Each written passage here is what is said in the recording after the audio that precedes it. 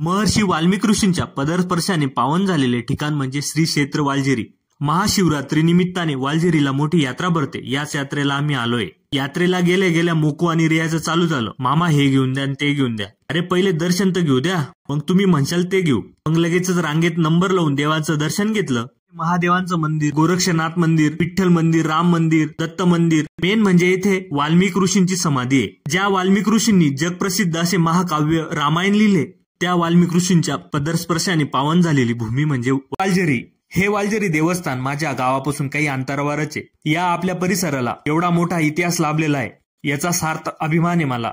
हे दिसतंय, या कुंडात स्नान केल्यास आपल्याला अपत्य प्राप्त होतं, अशी भाविकांची खूप मोठी श्रद्धा आहे। दरवर्षी ऋषी पंचमी व महाशिवरात्रीला मोठ्या संख्येने येथे भाविक येत असतात।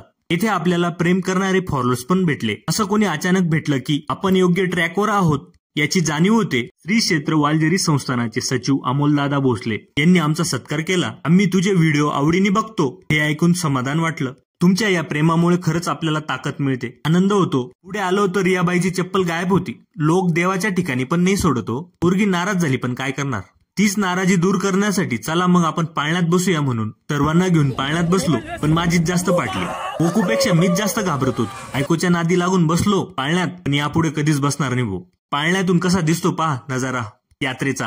नंतर मग मोकू आणि रियानी जम्पिंग उड्या मारल्या। थोडं थकलो होतो म्हणून मस्त थंड उसाचा रस पिला। मामा आम्हाला सरकुंडी खेळायची आहे, त्यांना म्हटलं आज काय खेळायचं ते खेळूनच घ्या तुम्ही, तुमचा मामा तुमच्या कायम पाठीशी आहे। जाताना यात्रेतून पोरांना काही खरेदी केल्या आणि घरी निघालो।